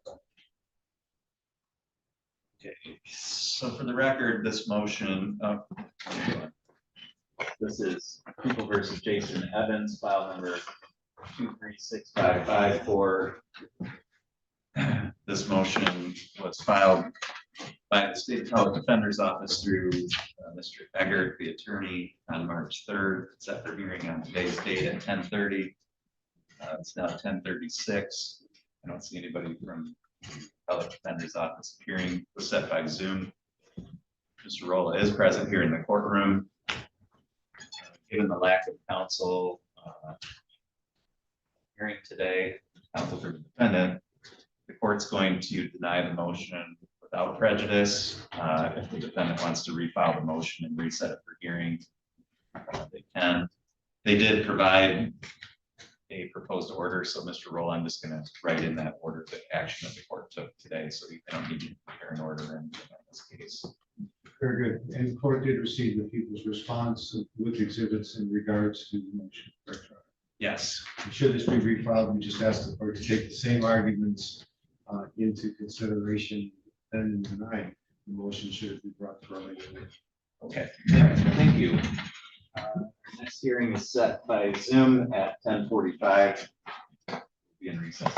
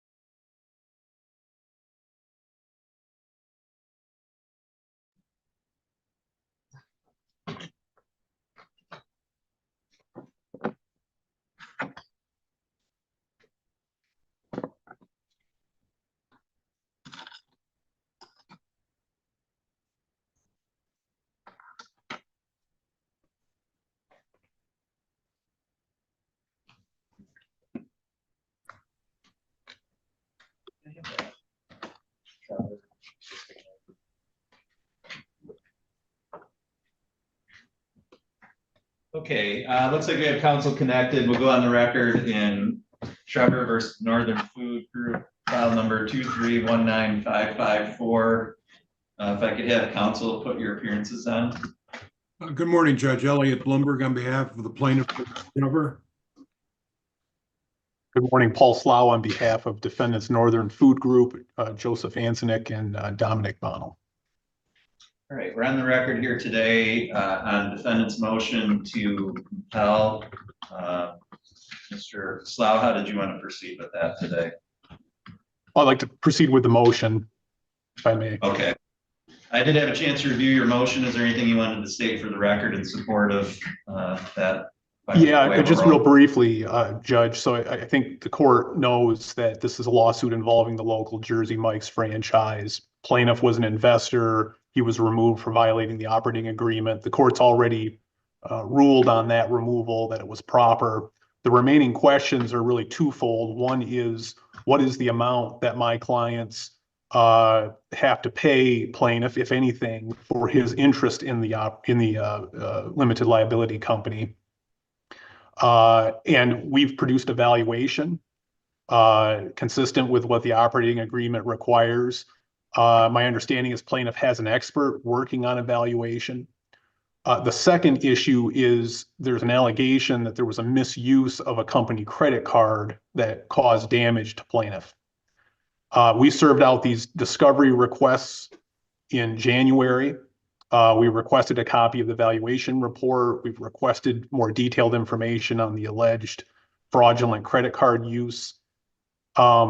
We've never seen any evidence with regard to the credit card fraud allegation. Nothing attached to the complaint. There's been no initial disclosures serving us with any supporting documents. So on the first question, which I think is the easier one to deal with today, the valuation report evidently is pending. Please fix a deadline. And I would suggest June 2nd, which is the next status conference. We need some accountability to make sure that that gets done. It's now been not just over a year since the case has been filed, but it's been over a year since my clients produced a valuation report. We just have to follow the operating agreement. So there isn't a hard deadline set in the operating agreement, but I think a year is more than enough time. Let's please have some accountability and fix a deadline. On the credit card claims, this is plaintiff's case. I mean, he filed this claim. We originally responded with a motion for more definite statement because the allegations about the credit card use were so vague. The amended complaint at least identifies which credit card we're talking about. But again, there's been no production of any statements, receipts, invoices, no evidence of any damage to plaintiff. It's now been over a year since the case has been filed, and we still don't even know which claim exactly we're defending. We don't know what transaction, how much, who, when these transactions happened. So please consider dismissing those claims. I think it's a perfectly appropriate remedy under the circumstances. Alternatively, we'd ask for $600 for the cost of bringing this motion and set a deadline, say 30 days or June 2nd would be perfectly adequate to provide responses, detailed responses to those discovery requests. And then we can file a summary disposition motion and go from there. Thank you. All right. And I think this is, I can assume this based on your argument, but both of those issues are the subject of your discovery requests that were submitted on January. Yeah, that's correct. As I probably didn't make clear enough, the discovery requests primarily focus on asking questions about this alleged credit card use that was, again, allegedly fraudulent. We did also ask them to produce the valuation report or any valuation information they have at all about the company in their possession. And I know Mr. Blumberg's indicated to me both on the record at the last hearing and just recently informally that they are working on that. And I believe him. But again, it's frustrating for my clients. They're trying to run a business. They got a valuation report done. It's been over a year now since that's happened. We just want some accountability to make sure this is going to get wrapped up. All right. Thank you, Mr. Blumberg.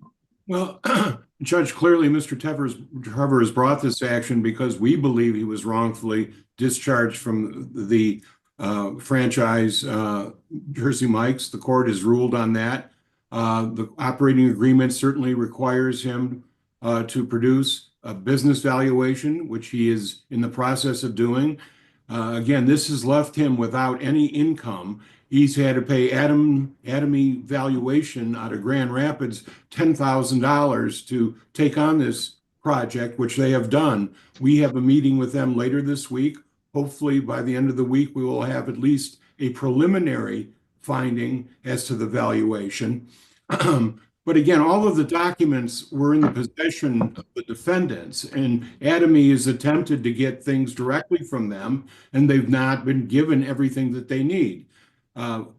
We will have a preliminary report probably within 14 days at the latest. And again, once that report is submitted to the court pursuant to the operating agreement, if the parties can't come to an agreement as to the two reports, then a third report has to be prepared. So while this has taken a while, it's going to take even longer unless the parties can come to some type of agreement. Now, let me address the other discovery request.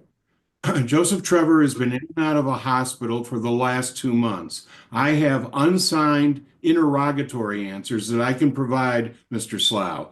That doesn't mean that they're signed, and the court rules require a signature by Mr. Trevor. I have not been able to get his signature on those, but I will have signed answers by the end of this week, one way or the other. If I have to go to Munson and Traverse City to get his signature, then that's what I'll do. But asking for a dismissal at this point, I think would be piling on and totally inappropriate.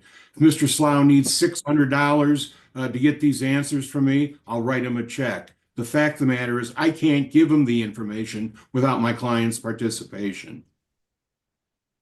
Okay, all right. So first of all, the court finds that Mr. Slough's clients are entitled to the discovery that they're requesting. So with regard to the valuation, the court, I agree in a preliminary finding is one thing. I agree that given the amount of time that's passed, that June 1st for a final report is a reasonable time frame, given that where we're at now, that's about 6 weeks.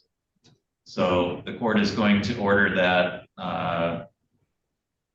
Mr. Trevor provide a valuation report by June 1st. The court is going to order that the other discovery regarding the credit card information be provided within the next 30 days. In terms of a sanction at this point, I reviewed the court rules. They're pretty clear that sanctions are not appropriate until the party has violated an order to compelling discovery. So at this point, the court finds that it doesn't have a basis to award any sanctions and certainly not a dismissal.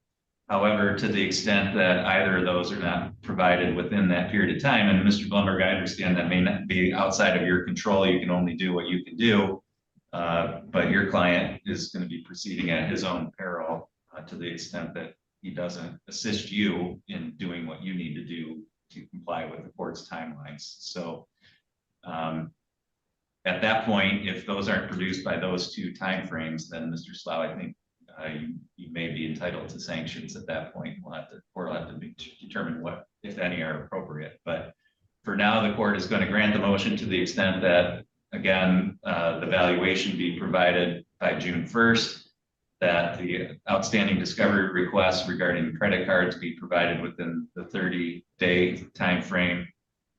And Mr. Slough, you can prepare an order that reflects that ruling of the court today. Yeah, I will prepare an order. And I would ask too that Mr. Blumberg, if the expert you've retained needs documents, please have them contact me if they're not getting them from my client. I mean, I'll help facilitate that. I had not heard that there was any issue, but we'll work through those issues. I just hadn't heard that there was such an issue to talk about. Very good. Thank you. All right. Thank you, Okay, Judge. thank you. That's all for this hearing today, and you're both free to disconnect.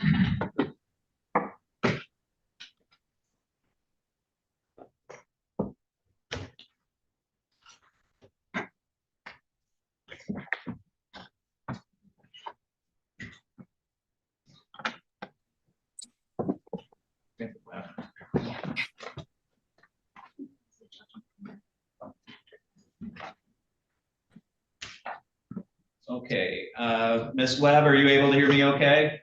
Yes. And Mr. Webb, are you able to hear me? Yes. Okay, thank you. We're on the record now. This is Webb versus Webb. This is file number 2419886. The record should reflect both parties are present today by Zoom video. I have this set for entry of a final judgment of divorce today. Ms. Webb, is that how you wanted to proceed as well? Yes, Your Honor. And Mr. Webb, is that how you wanted to proceed? Yes, Your Honor. Okay. I'm going to ask you both to raise your right hands, please. Do you both solemnly swear or affirm the testimony you're about to give will be the truth, the whole truth, and nothing but the truth to help you God? Yes. Yes, Your Honor. Thank you. You can both lower your hands. I'm going to be asking each of you a series of questions. The questions that I'm going to be asking are those that I'm required to ask to establish the grounds for divorce under Michigan law. Ms. Webb, as the filing party, most of the questions will be for you at the beginning here. Ms. Webb, you filed a complaint for divorce in this case and you signed that complaint. Is that true? Yes, Your Honor. At the time that you signed that complaint, had you been a resident of the state of Michigan for at least 180 days? Yes, Your Honor. Had you been a resident of Otsego County for at least 10 days? Yes, Your Honor. In the complaint for divorce, there's a statement that indicates that there's been a breakdown of your marriage relationship such that the objects of matrimony had been destroyed and there remained no reasonable likelihood that the marriage could be preserved. Was that true when you filed that complaint? Yes, Your Honor. Does that remain true today? Yes, Your Honor. All right, and there are 2 children under the age of 18 that were born of the marriage, is that correct? Yes. And under the proposed judgment of divorce, you and Mr. Webb would share joint legal and physical custody of the children. Is that your understanding? Yes. And is that arrangement, in your view, in the best interest of your children? Yes, Your Honor. Okay.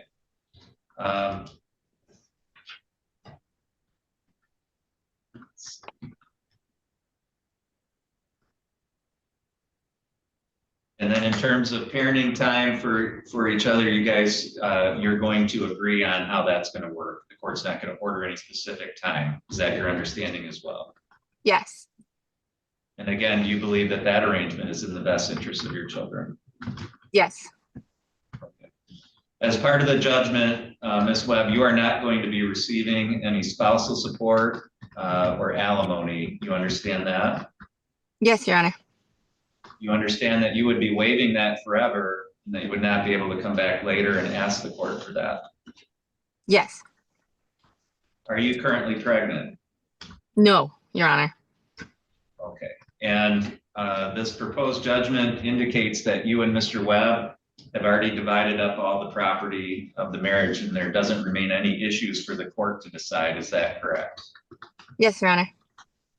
And that you don't own any real estate or real property together? Correct, Your Honor. Okay. And are you asking to have your last name changed? No, Your Honor. All right, thank you. Mr. Webb, did you hear all the questions that I asked Ms. Webb? Yes, Your Honor. Were you able to hear all of her answers? Yes, Your Honor. Do you have any reason to believe that any of the answers that she gave were untrue? I do not, Your Honor. And with regard to the children, you understand that you and Ms. Webb will share joint physical and legal custody and that parenting time for each of you will be as the 2 of you agree. Is that your understanding? Yes, Your Honor. And as a father, do you agree that that would be in your children's best interest? Yes, Your Honor.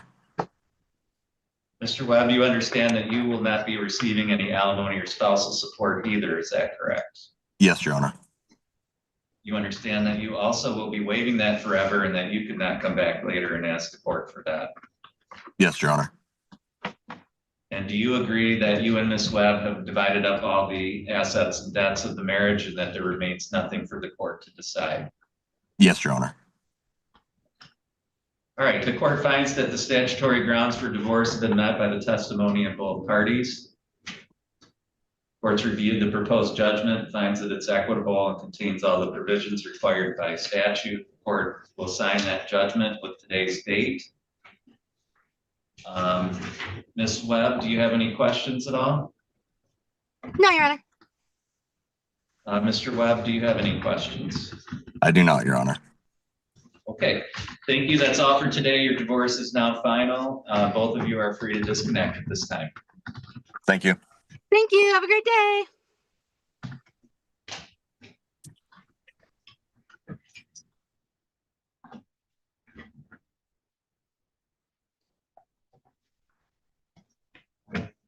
Johnson.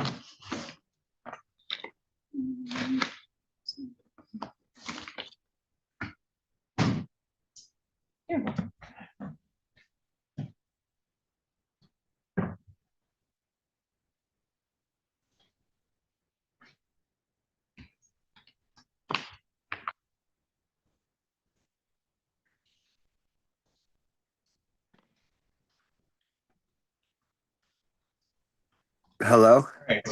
Hi, sir, are you Richard Johnson? Yes, I am. Okay, we'll go on the record. This is Johnson versus Johnson. This is file number 2519973. The record should reflect that Mr. Johnson is present today by Zoom video.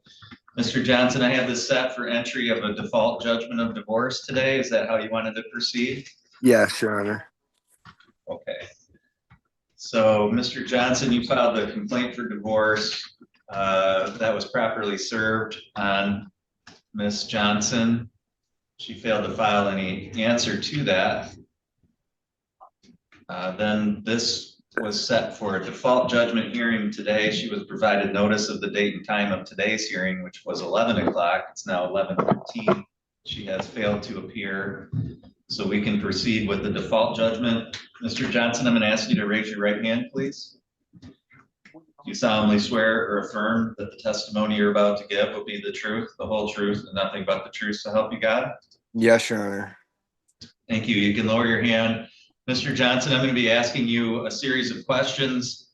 The questions that I'm going to be asking are those that I'm required to ask to establish the grounds for divorce under Michigan law. My first question is, you filed a complaint for divorce in this case and you signed that complaint. Is that true? Yes, Your Honor. At the time that you signed that complaint, have you been a resident of the state of Michigan for at least 180 days? Yes, Your Honor. Had you been a resident of Otsego County for at least 10 days? Yes, Your Honor. In the complaint for divorce, there's a statement that indicates that there's been a breakdown of your marriage relationship such that the objects of matrimony have been destroyed and there remained no reasonable likelihood that the marriage could be preserved. Was that true when you filed the complaint? Yes, and still is. Okay, that's my next question. Does that remain true today? Yes. Okay. Are there any children under the age of 18 that were born to or adopted by you during the marriage? No, Your Honor. To your knowledge, is Miss Johnson currently pregnant? No, Your Honor. Under the judgment of divorce, you would not be receiving any alimony or spousal support. You understand that you would be waiving that forever and that you would not be able to come back later and ask the court for that. Yes, Your Honor. I know it's. Okay. And the proposed judgment indicates that you and Miss Johnson have already divided up any assets or debts of the marriage. Is that correct? Yes. And you don't own any real estate or real property together. Is that true? That is true. Okay. Thank you. The court finds that the statutory grounds for divorce have been met by the testimony of Mr. Johnson. The court has reviewed the judgment and it contains all the provisions required by statute. Again, the court, for the reasons I stated at the beginning, finds that a default judgment is appropriate. The court will grant the divorce. I've signed that judgment with today's date, so your divorce is now final. Mr. Johnson, did you have any questions at all? No, thank you, Your Honor. Okay, thank you. That's all for this hearing today, and you're free to disconnect at this time. All right, you guys have a good day.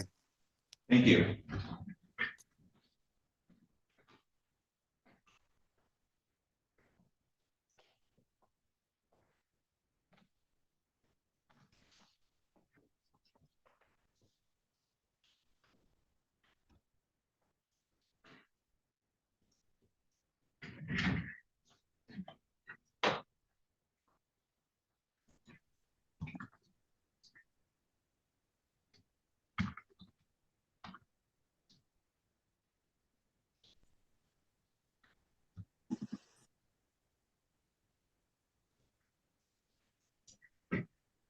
Okay, looks like we've got the parties connected on Turner versus Turner. This is file number 2419678. Mr. Blumberg, do you have Ms. Turner in your office there? Yes, I do, Judge. She's appearing via Zoom from my office. All right, thank you. And then Mr. Turner is appearing on his own behalf by Zoom as well. This is set for a status conference today. I know there's, just looking at the file, it appears there's some issues that are currently set for hearing in front of the referee. But in terms of property and moving forward with that portion, Mr. Blumberg, can you give me a status there? I think I can, Judge. Actually, I was under the impression that the parties have resolved all of the issues. One of the remaining issues is Mr. Turner is yet to participate in the SMILE program. I think that's an issue that needs to be resolved before a judgment can be entered. But I sent him an email this morning asking him to confirm what I was led to believe there was an agreement on all the issues. And if that's the case, I can have a judgment prepared as soon as the SMILE program requirement is met. Okay, and that may be the case. I'm just looking at what's in the file. Mr. Turner, can you speak to that? Yeah, I can agree that me and Mrs. Turner have come to an agreement on all issues. As far as the SMILE program is concerned, I was registered for the one this month, but because of the ice storm, it was canceled. I re-registered for the next one, which is May 5th. So after May 5th, I believe we should be good to move forward. Okay. All right, so Mr. Blumberg, unless you have an objection, I'll just set this for a final hearing date following sometime subsequent to May 5th, and then we can take proofs and get the judgment signed. Do you have any objection to that? No, I will certainly have a judgment prepared in anticipation of that. Okay. Mr. Turner, does that sound like a plan? Yeah, that sounds. Okay.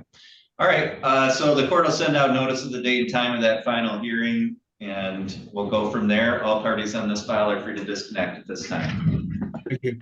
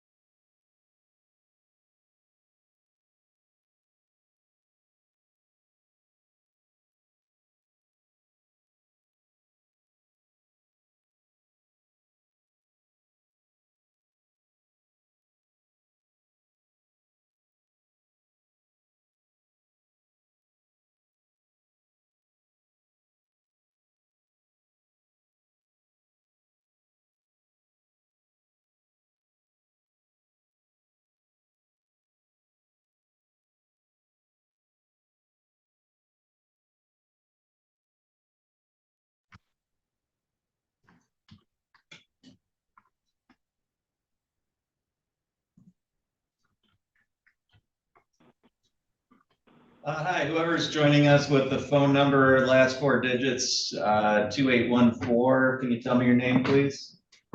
Ty Gatewood Cotton. Okay, thank you. One moment.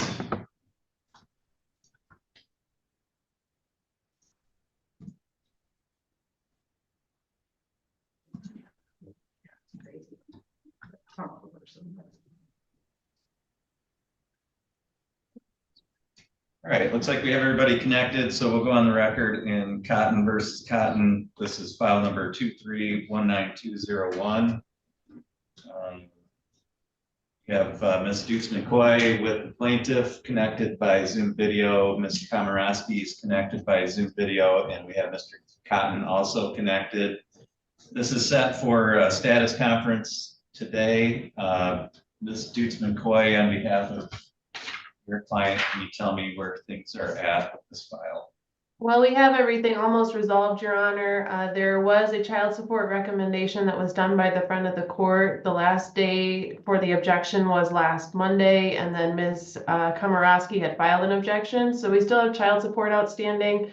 I do not know when the hearing date on that child support objection is going to be, but I have updated the judgment of divorce that we had done before. I haven't sent that over to Ms. Komorowski yet, but to reflect the parties' now their the court's orders as well as their agreements from before. So we're prepared to enter that as soon as we get the final recommendation from the front of the court. Okay, on the child support issue? Yes. Okay. Ms. Komorowski? Accurate. I'm sorry. Your Honor, can you hear me? I can now, yep. You were delayed there at the beginning. Okay. Ms. Dukes-McCoy is correct. That sounds accurate to me. Okay, do you know, have you got a date yet for a hearing on the child support? I have not, Your Honor. The friend of the court's office said that they wanted to set it for a date instead of giving me a date to send a notice of hearing out. So I don't have a date. Okay. All right. I'm going to set this then for a potential entry of a judgment. I'm going to set it in 30 days. If for some reason that hasn't been resolved by that point, if counsel can just notify the court and we can take that down and then reset it once that issue is addressed. But I'd like to at least get it on the calendar for next month so that if it is addressed, we have a date out there and we can get things cleared up. Do you have any objection to that, Ms. Dukes-McCoy? No, I think that's wise, Your Honor. I did have a question. If we did need additional time, would we just be able to email Ms. O'Rourke, or would the court require a stipulation?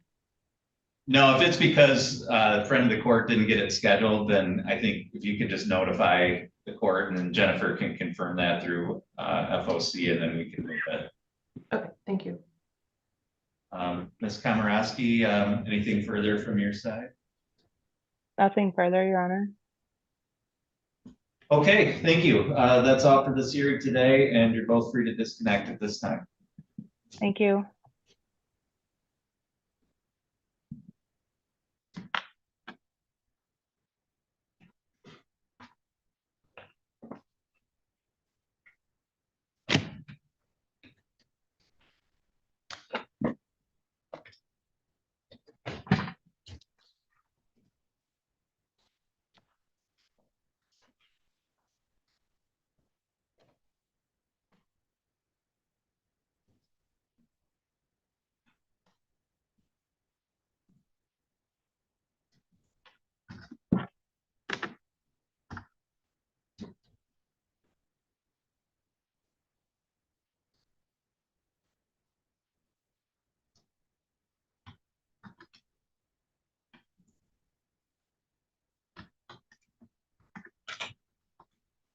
All right, we also had a hearing at 11:30 for entry of default judgment of divorce.